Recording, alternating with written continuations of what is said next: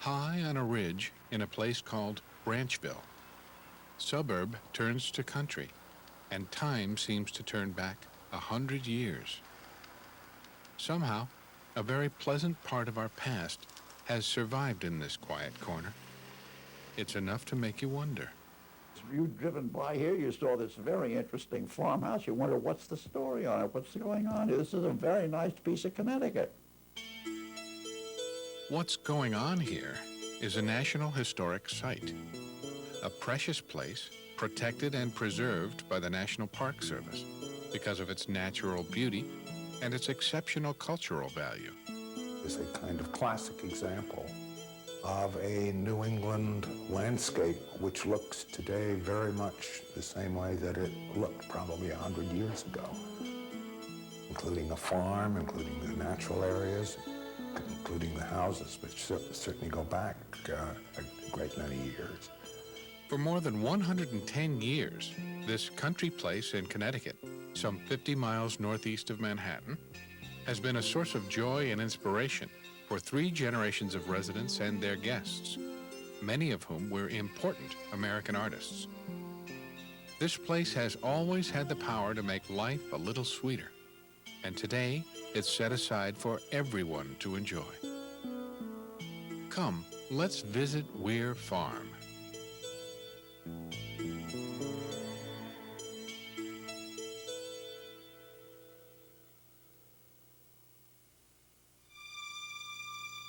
The farm at Branchville straddles the towns of Ridgefield and Wilton, and for most of its life, it's been the home and workplace of artists.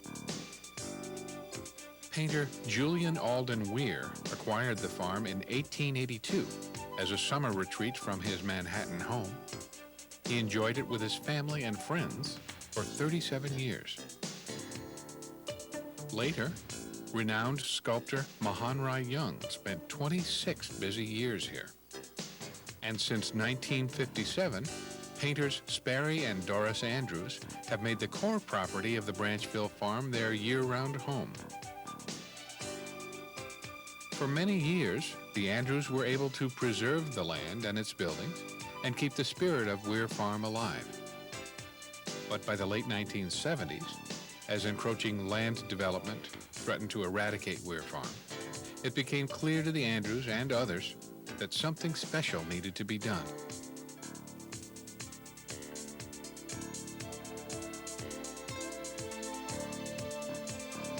A grassroots movement formed to protect Weir Farm and fight to preserve the farm for the future. A key turning point came with support from the Trust for Public Land, which purchased about 60 acres of the original Weir Farm and agreed to hold it until another preservation-minded buyer could be found. The buyer found turned out to be the state of Connecticut, which was interested in preserving the landscape, the architecture, and the heritage of Weir Farm, but could not manage and maintain the site long-term. Fortunately, through the efforts of the Weir Farm Heritage Trust, Senator Joseph Lieberman, Congressman Sam Gadenson, and others, the federal government became interested in Weir Farm, which is why today it's part of the National Park Service as the first national park in Connecticut and the only National Historic Site dedicated to an American painter. A place like this to be owned by the public is not common. It's not been developed, and it's a large area that's not been developed. I can drive along the road in rural Connecticut, here in Fairfield County, and see lots of these stone walls and nice trees and some fields. But they're fleeting glimpses, and they're broken up by houses. And I can't get out and walk in them. I can barely park my car and stop and look at them. Here I can get out and I can participate. There are 57 acres of unspoiled woods and rolling meadows to observe and explore at Weir Farm, and more than a dozen historic structures to enjoy. A visit often begins at the Burlingham House, formerly the country home of Cora Weir Burlingham and her family. A walking tour can take you up the road a short distance to the Weir House to learn its story. Julian Alden Weir acquired the farm through a trade for a painting that his friend Irwin Davis wanted and admired. And so it kind of had a magic about it from the very beginning.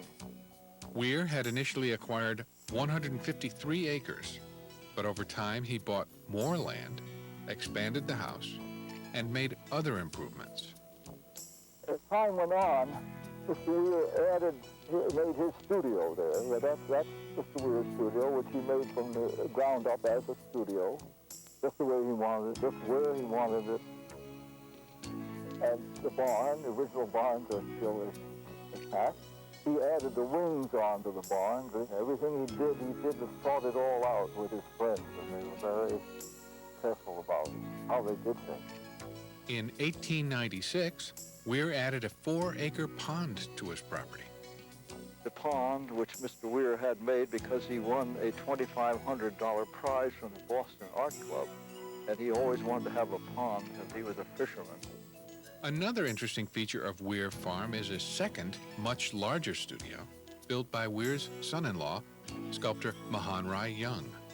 Now, this was built in the early 30s.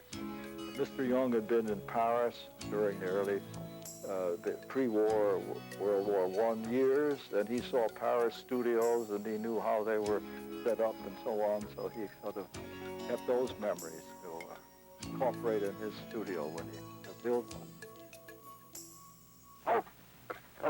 A peaceful retreat for artists, Weir Farm was also a place of wonder and delight for kids. The Weir grandchildren have marvelous memories of their visits. Across the street from the Weir house, the Weir Young house, is that great field. And I think that's the field that Weir painted in his painting at the Smithsonian now, they call the Upland Pasture. That was the horse pasture where my Aunt Dorothy's 2 horses were put out. And I remember standing on that rock and trying to use that ledge rock to get up on one of the horses. And I remember actually one afternoon we lay down on the horses' backs in the sun as they were going along grazing out in that field. So that sort of has special memories for me. I think anyone who walks through those fields and goes down to that pond and who walks around that house and goes over to the studios, sees the barn, I think you're always cast back.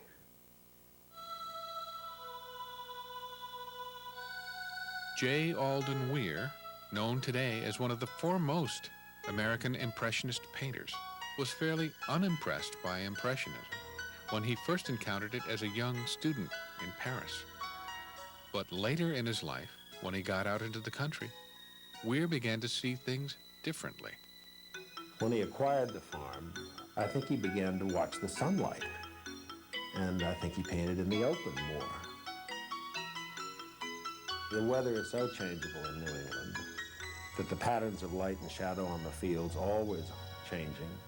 I think he became fascinated with that, and I think he because he had been successful painting portraits, he had earned himself the luxury of painting what he really wanted to paint. What Weir really wanted to paint were tranquil scenes of everyday life. He painted his family. He painted my mother, he painted Aunt Dorothy, he painted Aunt Cora, he painted his second wife, Ella, and then he did the landscapes, and the landscapes are his country. J. Alden Weir and his place in the country attracted some illustrious city folk. He entertained lots and lots of his friends, and they would just come and stay for a week or 2, or sometimes even a month, from New York or from abroad. Sargent came and stayed with him, and Child Hassan would come over from Coscob, and Twachtman was his dear, dear friend, and they used to paint together and do pastels together. And there were lots of them. I know Emil Carlson came. Albert Pinkham Ryder also was there. He used to come up and stay with grandfather. I don't think he liked to be out of the city much, but he did come. While he may indeed have preferred Manhattan, Albert Pinkham Ryder drew inspiration from Weir Farm. An excerpt from a letter he wrote from Branchville in May 1897. I have never seen the beauty of spring before, which is something to have lived and suffered for. The landscape and the air are full of promise.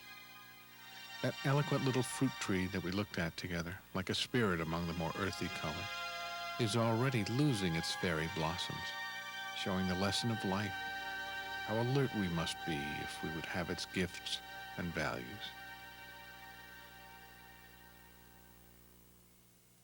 In 1897, J. Alden Weir and 9 of his prominent friends decided to split from the Society of American Artists so that they could exhibit their work as they saw fit.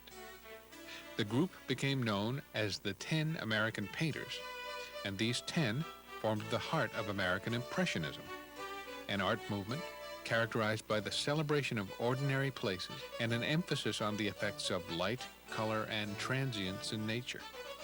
The 10 enjoyed uncommon respect for one another and good fellowship. Weir, I think he brought these people together with his great and generous spirit. I don't think they came rushing to him because he was a great artist and they wanted to learn anything from him. Hassan couldn't learn from Weir.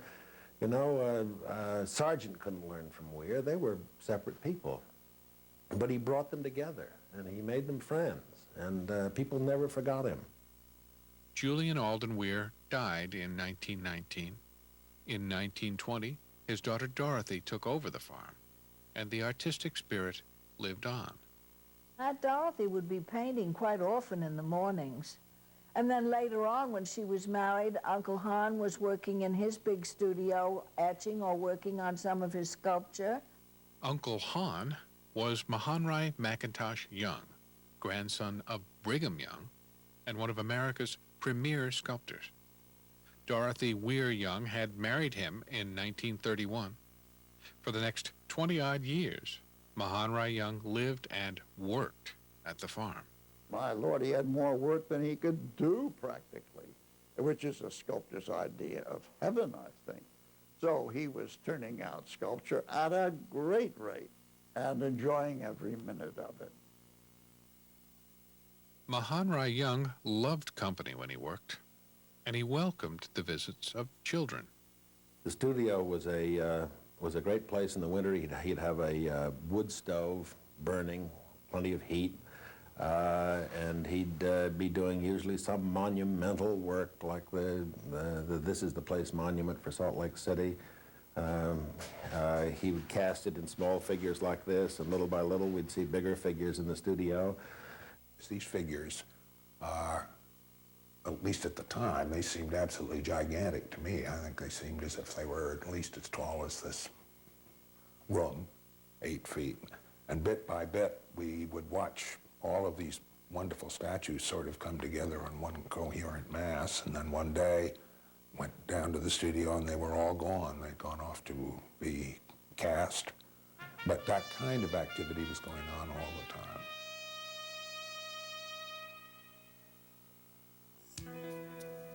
Around 1950, local painters Sperry and Doris Andrews became young friends of Mahanrai Young.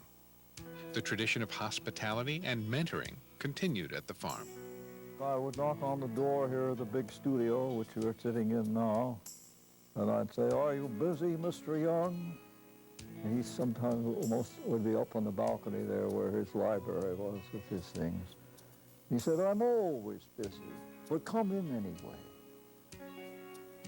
That was a wonderful thing about Mr. Young. He was never too busy that he wouldn't stop and talk. Eventually, Weir Farm became the Andrews home and workplace after Sperry and Doris bought the core property on 12 acres in 1957. If J. Alden Weir and Mahanrai Young were to revisit the farm today, they'd likely feel at home here because it looks much the same as it always has, and the spirit of the place is intact. The Andrews have loved it here for nearly 40 years. This is it. I always have felt that way about it. This was the ultimate in the home of an artist. Weir Farm remains the home of an artist, and because of a partnership between the National Park Service and the Weir Farm Heritage Trust, these fields of joy and inspiration are open to everyone to enjoy and use. To keep the tradition of artistic endeavor alive, the Visiting Artists Program selects one or more artists a year to pursue their work at the farm.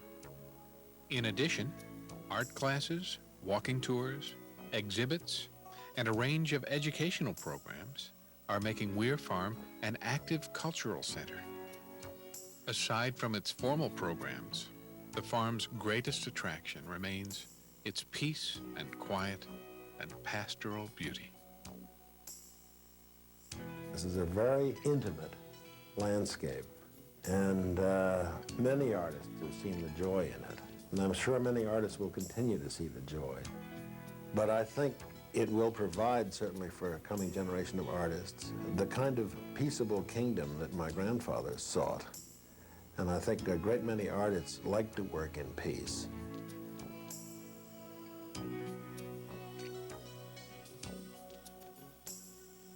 High on a ridge in a place called Branchville, suburb turns to country, and time seems to turn back 100 years. A rich legacy of art, architecture, and nature is protected and preserved at this unique National Historic Site. What might have been lost to development is forever safe. Isn't it nice to think that people won't be searching for the foundations of the Weir House, wondering exactly where it stood? That people are going to be able to come up Nod Hill Road and say, by golly, there it is, you know? And it's the way it was 100, 200, 300 years ago. It's really what was there